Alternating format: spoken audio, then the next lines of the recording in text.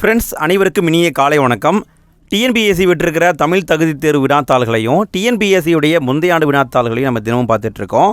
இன்றைக்கி நம்ம என்ன எடுத்துருக்கோம்னா, டிஎன்பிஎஸ்சி விட்டிருக்கிற ஒரு தமிழ் தகுதி தேர்வு வினாத்தாள் எடுத்திருக்கோம். இந்த வினாத்தாளில் மொத்தம் 100 கேள்வி இருக்குது. இதில் இருக்கிற 50 கேள்வியை மட்டும் நம்ம இந்த வீடியோவில் பார்க்க போகிறோம். என் கூட சேர்ந்து நீங்களும் இந்த 50 கேள்வியை முழுமையாக அட்டன் பண்ணுங்கள். 50 கேள்வியை முடிச்சுட்டு எத்தனை கேள்விக்கு உங்களுக்கு ஆன்சர் தெரிஞ்சுது அப்படிங்கிறத மறக்காமல் கமெண்ட்டில் போட்டு விடுங்கள். சரி, பாருங்கள். இன்றைய முதல் வினா, ஆங்கில சொல்லுக்கு நேரான தமிழ் சொல் தருக. ஃபேக்ஸ். ஃபேக்ஸ்னால் என்னங்க? இதுக்கான தமிழ் சொல் கேட்டிருக்காங்க, கண்டுபிடிச்சிருப்பீங்கன்னு நினைக்கிறேன். விடையை பார்க்கலாங்களா? விடை தொலைநகல் இயந்திரம். தொலைநகல் கருவின்லாம் போட்டக்கூடாது, தப்பு. தொலைநகல் இயந்திரம். இரண்டாவது கேள்வி, பிறமொழி சொல்லுக்குரிய தமிழ் சொல்லை எழுதுக. மாஸ்க். மாஸ்க் என்பது தமிழ் சொல் கிடையாது. இதுக்கான தமிழ் சொல் என்னன்னு கேட்டிருக்காங்க. விடை முகக்கவசம். முகமூடின்னு போட்டக்கூடாது, தப்பு. சரிங்களா? மாஸ்க்குன்னா முகக்கவசம். மூன்றாவது கேள்வி, ஊர் பெயரின் மருவை எழுதுக. கோயம்புத்தூர். இதனுடைய மறு பெயரை கேட்டிருக்காங்க.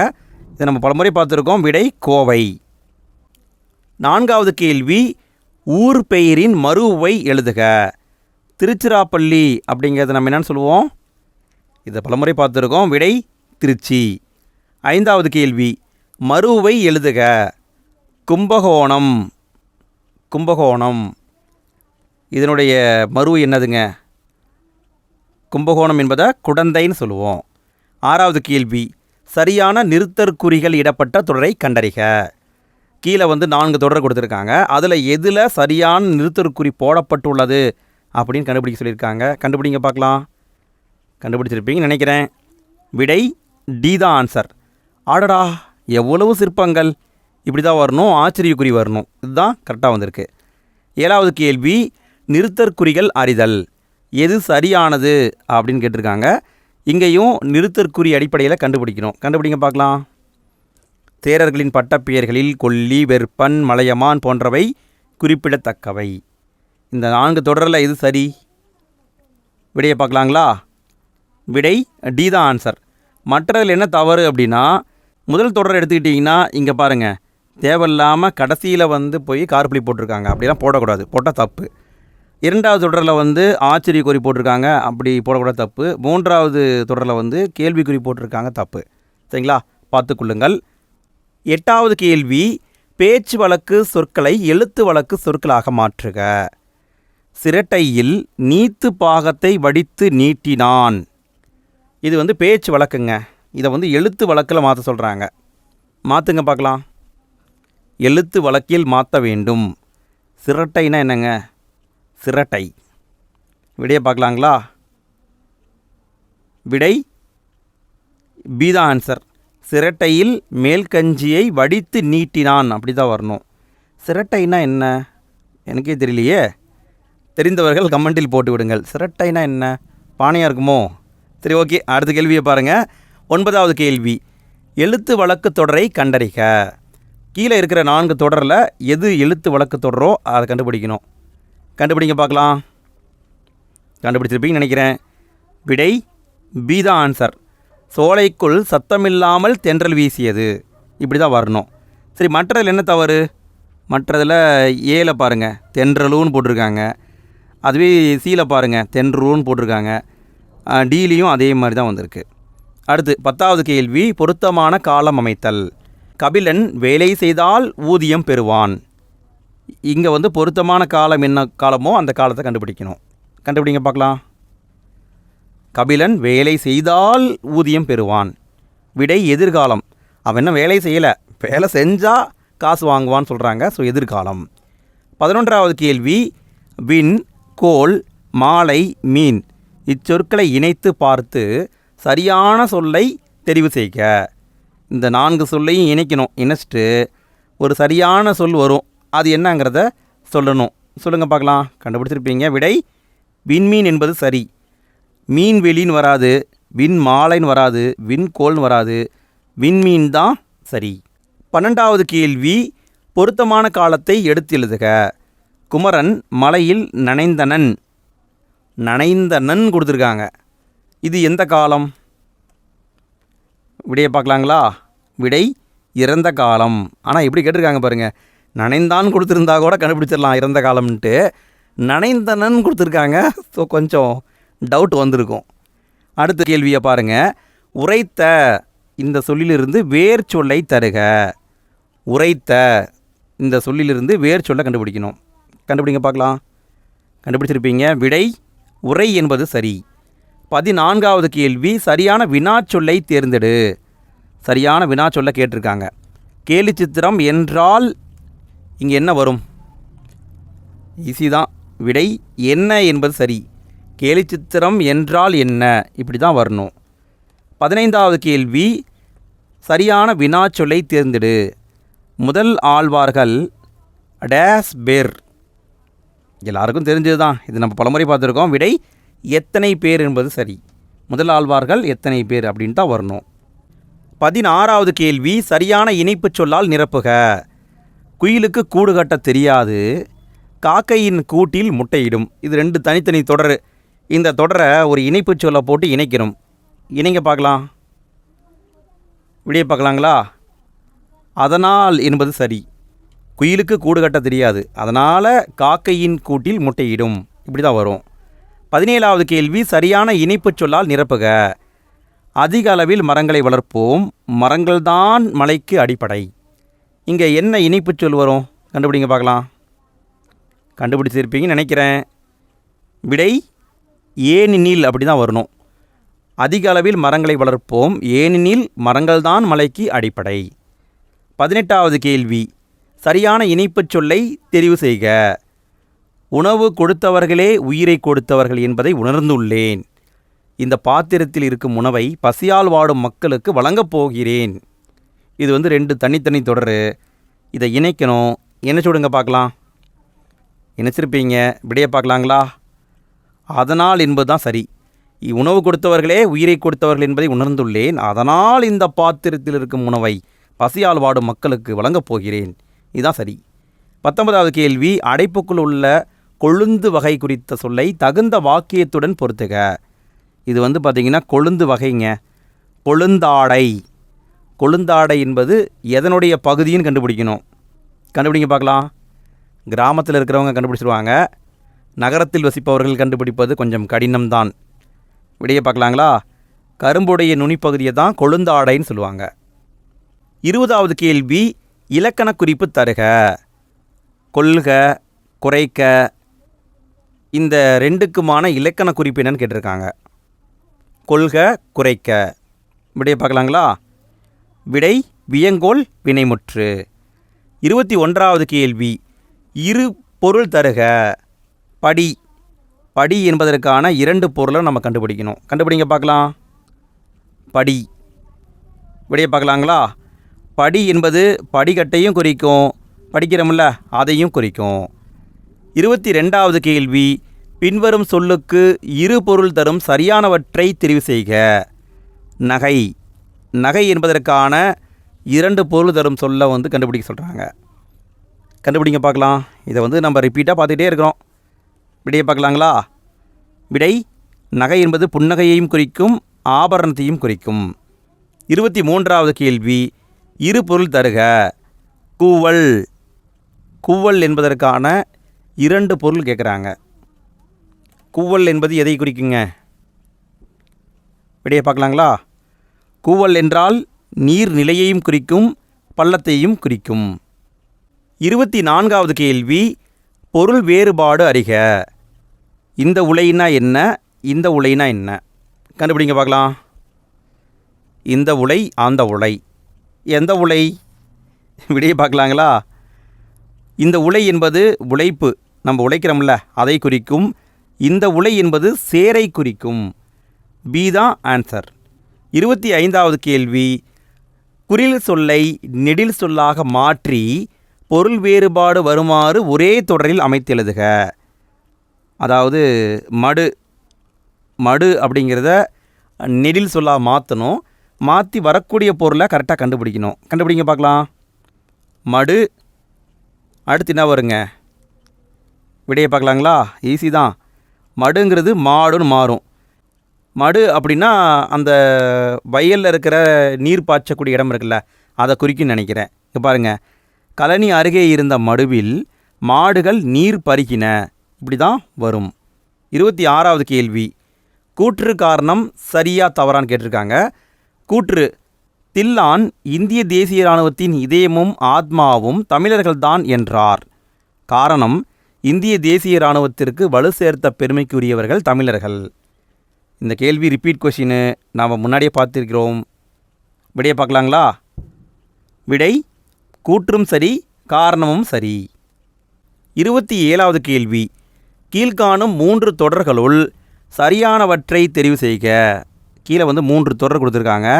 அதில் எது சரியோ அதை கண்டுபிடிக்கணும். முதல் தொடர் பாருங்கள். இருந்த இடத்திலே பயணச்சீட்டு எடுப்பதை எளிதாக்கிய மிகப்பெரிய இந்திய நிறுவனம் இந்திய தொடர்வண்டி உணவு வழங்கல் மற்றும் சுற்றுலா கழகம் ஆகும். கூற்று 2: வங்கி அட்டை இல்லை என்றால் அலைபேசி எண், வங்கி கணக்கு எண் ஆகியவற்றை கொண்டு பணம் செலுத்துதல் இயலாது. அதாவது எப்படி கொடுத்துருக்காங்க பாருங்கள். 3வது கூற்று: திறன் அட்டைகள் என்பவை குடும்ப அட்டைகளுக்கு மாற்றாக வழங்கப்பட்டவையாகும். இந்த 3 தொடரில் எது சரின்னு கேட்டிருக்காங்க. விடையை பார்க்கலாங்களா? விடையை பார்த்துட்டீங்க. அதாவது ஆ இ இரண்டும் சரி.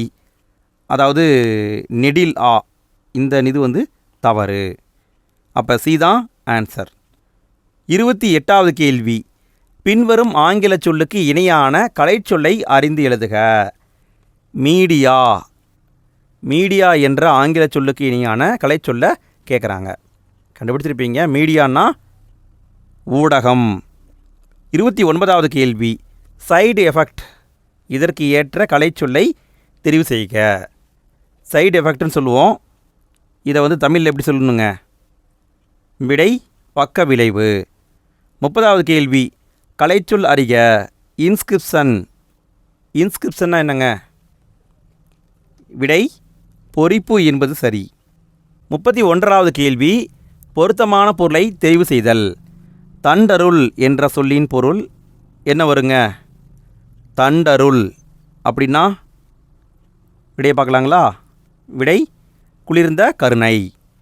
32வது கேள்வி, பொருத்தமான பொருளை தெரிவு செய்க. திங்கள். திங்கள் என்பது எதை குறிக்கும்? கண்டுபிடிங்க பார்க்கலாம். மலையா, கடலா, நிலவா, சூரியனா? கண்டுபிடிச்சிருப்பீங்க. விடையை பார்க்கலாங்களா? நிலவை குறிக்கும். 33வது கேள்வி, திருமறைக்காடு என அழைக்கப்படுவது. இது வலுவு சொல்லுங்க. இன்றைக்கி வேறு பேரில் அழைக்கிறோம், ஆனால் முற்காலத்தில் அதுக்கு திருமறைக்காடுன்னு பேர். அது எந்த ஊர்? விடையை பார்க்கலாங்களா? வேதாரண்யம். 34வது கேள்வி, சரியான கூட்டு பெயரை தெரிவு செய்க. ஆட்டு. ஆட்டுன்னு போடக்கூடாது, தப்பு. ஆடுன்னு போட்டிருக்கணும். ஆடு சிங்கிளாக இருந்தால் ஆடு, ஆடு கூட்டமாக இருந்தால் ஆட்டு கூட்டம்னு சொல்ல மாட்டோம், ஆடுகள் சொல்லக்கூடாது, தப்பு. ஆட்டு மந்தை, இப்படி தான் வரும். 35வது கேள்வி, கீழ்காணும் சொல்லில் கூட்டப்பெயர்களை கண்டுபிடித்து எழுதுக. கல். கல் அப்படிங்கிறது சிங்கிளு. கல் அப்படிங்கிறது கூட்டமாக இருந்தால் என்ன சொல்லுவோம்? கல் குவியல் அப்படி சொல்லுவோம். 36வது கேள்வி, பழம். இந்த சொல்லுடைய கூட்டு பெயர் என்னன்னு கேட்டுருக்காங்க. பழம் அப்படிங்கிறது சிங்கிள், அதுவே கூட்டமாக இருந்தால் பழக்குவியல் அப்படின்னு சொல்லுவாங்க, பழக்குலை அப்படின்னு சொல்லலாம். சரிங்களா? இதுக்கு ரெண்டுமே ஆன்சராக வரும், ஆனால் மோஸ்ட்லி பழக்குவியல் தான் வரும். இதுதான் ஆன்சராக வரும். 37வது கேள்வி, சரியான தொடரை தேர்ந்தெடுக்க. அதாவது கீழே பார்த்தீங்கன்னா ஒரு தொடர் கொடுத்துருக்காங்க, அதில் எது சரியாக அமைக்கப்பட்டிருக்கு அப்படின்னு கேட்டிருக்காங்க. கண்டுபிடிங்க பார்க்கலாம். இது 6ஆம் வகுப்புலேயே இருக்குதுங்க. விடையை பார்க்கலாங்களா? பி தான் ஆன்சர். சாண்டியாகோ மிகப்பெரிய மீனை பிடித்தார் என்பது சரியான தொடர். 38வது கேள்வி, சரியான தொடர் எது? கண்டறிந்து எழுதுக. இங்கேயும் அதே மாதிரி தான், எழுத்துக்களை முன்பின் மாற்றி போட்டாங்க, அதாவது சொற்களை முன்பின் மாற்றி போட்டாங்க. அதை சரியாக நம்ம பொருத்தணும். பொறுத்திருப்பீங்கன்னு நினைக்கிறேன். விடை சி தான் ஆன்சர். தமிழ் மொழி பேசவும் படிக்கவும் எழுதவும் உகந்த மொழி. இதுதான் ஆன்சர். 39வது கேள்வி, சரியான தொடர் எது என்பதை கண்டறிந்து எழுதுக. அதாவது கீழே இருக்கிற 4 தொடரில் எது சரியான தொடர்னு கண்டுபிடிக்கணும். கண்டுபிடிங்க பார்க்கலாம். கூடுகட்டி வாழும் சிட்டுக்குருவி பறவை இனத்தை சார்ந்தது. இல்லை மாற்றி மாற்றி போட்டிருக்காங்க. விடையை பார்க்கலாங்களா? பி தான் ஆன்சர். சிட்டுக்குருவி கூடுகட்டி வாழும் பறவை இனத்தை சார்ந்தது. இதுதான் ஆன்சர். 40வது கேள்வி, ஒரு ஓர் சரியாக அமைந்த தொடரை தேர்ந்தெடுக்க. ஒரு ஊர் அடிப்படையில் சரியானதை கண்டுபிடிக்கணும். கண்டுபிடிங்க பார்க்கலாம். உயிரெழுத்துக்கு முன்னாடி ஓர் வரணும், உயிர்மெய் எழுத்துக்கு முன்னாடி ஒரு வரணும். கண்டுபிடிச்சிங்களா? அதன்படி பார்த்தா விடை ஏதா ஆன்சர். இ என்பது உயிரெழுத்து, உயிரெழுத்துக்கு முன்னாடி ஓர் வரணும். அதுவே பார்த்தீங்கன்னா டியிலையும் அதே மாதிரி தான் வந்திருக்கு. பட் ஏல பார்த்தீங்கன்னா தமிழ் இனத்தைன்னு கொடுத்துருக்காங்க, டியில் வந்து தமிழ் இனத்தால் அப்படின்னு கொடுத்துருக்காங்க. ஸோ ஏதான் ஆன்சர். 41வது கேள்வி, கீழ்காணும் தொடர்களில் உள்ள பிழைகளை திருத்தி எழுதுக. ஒரு இரவும் ஓர் பகலும் சேர்ந்தது ஒரு நாள். இதை சரியாக சொல்லணும். கண்டுபிடிங்க பார்க்கலாம். இதை நம்ம பலமுறை பார்த்துட்டோம். விடையை பார்க்கலாங்களா? டி தான் ஆன்சர். அதாவது இ என்பது உயிரெழுத்து, பா என்பது உயிர்மெய் எழுத்து, நா என்பது உயிர்மெய் எழுத்து. ஸோ உயிர்மெய் எழுத்துக்கு முன்னாடி ஒரு வரணும், கரெக்டாக வந்திருக்கு. இங்கேயும் ஒரு வந்துடணும், கரெக்டாக வந்திருக்கு. இங்கே உயிரெழுத்துக்கு முன்னாடி ஒரு வரணும், கரெக்டாக வந்திருக்கு. அப்போ டி தான் ஆன்சர். 42வது கேள்வி, கீழ்காணும் தொடர்களில் உள்ள பிழைகளை திருத்தி எழுதுக. ஒரு அழகிய சிற்றூரில் ஓர் குளம் இருந்தது. இது வந்து ஒரு தொடருங்க. இந்த தொடரில் இருக்கிற பிழையை சரி பண்ணி எழுத சொல்கிறாங்க. விடையை பார்க்கலாங்களா? விடை சி தான் ஆன்சர். ஓர் அழகிய சிற்றூரில் ஒரு குளம் இருந்தது. இப்படி தான் வரணும். 43வது கேள்வி, சொல் பொருள் பொறுத்துக. சொல்லையும் பொருளையும் பொருத்தணும். பொறுத்துங்க பார்க்கலாம். வீச்சை, ஈயில், பருதி, வெறுப்பு. பொருத்திட்டீங்களா? விடையை பார்க்கலாங்களா? விச்சை, விச்சைனா கல்வி. இது தெரிஞ்சிருந்தால் கூட ஆன்சர் போட்டிருக்கலாம். ஆன்சர் டி தான் ஆன்சர். விச்சைனா கல்வி, ஈயில் அப்படின்னா கொடுத்தல், பருதினா கதிரவன், வெறுப்புனா மலை. அப்போ டி தான் ஆன்சர். 44வது கேள்வி, உரு இச்சொல்லின் பொருளை தெரிவு செய்க. உரு இந்த சொல்லுடைய பொருள் என்னன்னு கேட்குறாங்க. விடையை பார்க்கலாங்களா? விடை அழகு. 45வது கேள்வி, சொல்லையும் பொருளையும் பொறுத்துக. சொல்லையும் அதுக்கான பொருளையும் கொடுத்துருக்காங்க, அதை நம்ம கரெக்டாக பொருத்தணும். பொறுத்துங்க பார்க்கலாம். பொக்கிசம், பரி, சிங்காரம், சூரன். பொறுத்துங்க. பொறுத்திட்டிங்களா? நீங்கள் பொறுத்துற நேரத்தில் ஒரு டயலாக்கை பேசிடுறேன். ஃப்ரெண்ட்ஸ், நிறைய பேர் வீடியோவை பார்க்குறீங்க, உங்கள் எல்லாருக்கும் நன்றி.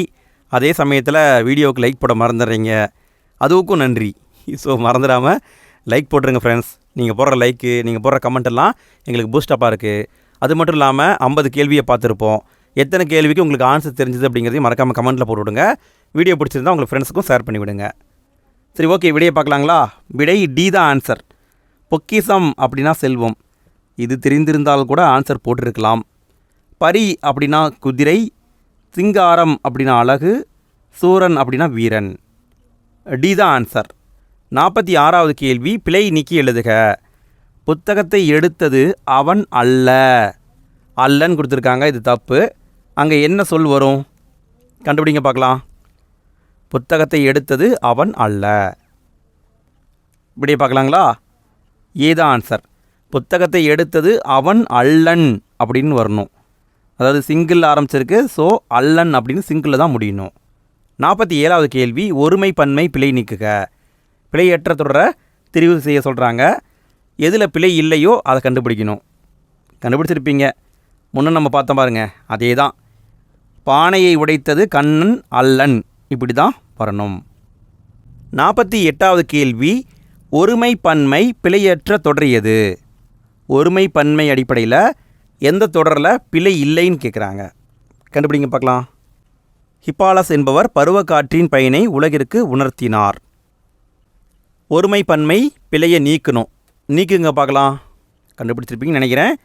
விடை ஏதா ஆன்சர். அதாவது ஹிப்பாலஸ் என்பவர் ஒருத்தரை பற்றி பேசுகிறாங்க. ஸோ முடிகிறதும் உணர்த்தினார் அப்படி தான் முடியணும். உணர்த்தினான்னு வரக்கூடாது, உணர்த்தினார்கள் வரக்கூடாது, உணர்த்தியவர்கள் வரக்கூடாது. ஸோ ஏதான் ஆன்சர். 49வது கேள்வியிலிருந்து 53வது கேள்வி வரைக்கும் ஒரு பத்தியை கொடுத்துருக்காங்க. அந்த பத்தியை படிச்சுட்டு அவங்க கேட்குற கேள்விக்கு ஆன்சர் தர சொல்லியிருக்காங்க. இந்த பத்தியை பொறுத்த வரைக்கும் இங்கே நான் வீடியோங்கிறதுனால படிக்கிறேன். எக்ஸாமில் நீங்கள் படிக்கக்கூடாது. நீங்கள் கேள்வியை பார்த்துட்டு அந்த கேள்விக்கான பதில் என்ன அப்படிங்கிறதான் தேடணும். அப்போ தான் டைமை சேவ் பண்ண முடியும். பட் வீடியோங்கிறதுனால நான் படிக்கிறேன், பார்த்துக்கோங்க. காமராசரின் வீட்டுக்குள் ஒரு சிறுவனும் அவனுடைய தங்கையும் நுழைய முயன்றனர். ஊழியர் அவர்களை தடுப்பதை காமராசர் கவனித்தார். உடனே அவர்களை உள்ளே அழைத்தார். யாரை பார்க்க வந்தீங்க என்று அன்புடன் வினவினார். எங்கள் அண்ணனுக்கு தேர்வுக்கு பணம் கட்ட அம்மாவிடம் வசதி இல்லை. உங்களை பார்த்தால் என்று சிறுமி கூறி முடிப்பதற்குள் அம்மா அனுப்பிட்டாரா என்று காமராசர் கேட்டார். இல்லை, நாங்களாக தான் வந்தோம். அம்மா அப்பளம் போட்டு வீடு வீடாக கொண்டு போய் வித்துட்டு வருவாங்க. அதில் வரும் வருமானத்தை வைத்து தான் எங்களை படிக்க வைக்கிறாங்க என்று குழந்தைகள் கூறினர். அதனை கேட்டதும் மாடியேறி சென்று பணத்தை கொண்டு வந்து கொடுத்தார். மறுநாள் குழந்தைகள் இருவரும் காமராசரை தேடி வந்தனர். ஐயா, தேர்வுக்கு பணம் கட்டியாச்சு. இந்த ரசீதை அம்மா உங்களிடம் காட்டிட்டு வர சொன்னாங்க என்றனர். இதை கேட்டு காமராசர் மனம் நெகிழ்ந்தார். இது ஸ்கூல் புக்கில் இருக்கிற கண்டென்ட் தாங்க. சரி, கேள்விகளை பார்க்கலாமா? 49வது கேள்வி. காமராசரின் வீட்டிற்குள் நுழைய முயன்றவர்கள் சிறுவன், சிறுமி. 50வது கேள்வி. இந்நிகழ்வு சிறுவனது எப்பண்பை விளக்குகிறதுனா சிறுவனுடைய நேர்மை பண்பை விளக்குகிறது. 51வது கேள்வி. மறுநாள் குழந்தைகள் வந்ததும் காமராசர் மனம் நெகிழ்ந்தார். 52வது கேள்வி. சிறுவனும் சிறுமியும் எதற்காக காமராசரின் வீட்டிற்கு வந்தனர்? எதற்காக வந்தனர்? தேர்வுக்கு பணம் கட்ட வந்தனர். 53வது கேள்வி கடைசி கேள்விங்க. காமராசர் செய்த உதவி யாதுன்னா பணத்தை கொடுத்தார். ஃப்ரெண்ட்ஸ், 53 கேள்வியை பார்த்துள்ளோம். எத்தனை கேள்விக்கு உங்களுக்கு ஆன்சர் தெரிஞ்சது அப்படிங்கிறத மறக்காமல் கமெண்ட்டில் போட்டுவிடுங்க. இதனுடைய தொடர்ச்சியை ரெடி பண்ணோன்னே எண்டு ஸ்க்ரீனில் வச்சிட்றேன். ஃப்யூச்சரில் வீடியோவை பார்க்குறவங்க எண்டு ஸ்க்ரீன் டச் பண்ணால் போதும், அடுத்த பாகம் ஆட்டோமேட்டிக்காக ப்ளே ஆக ஆரம்பிச்சிடும். ஓகே ஃப்ரெண்ட்ஸ், அடுத்த வீடியோவில் சந்திப்போம். நன்றி.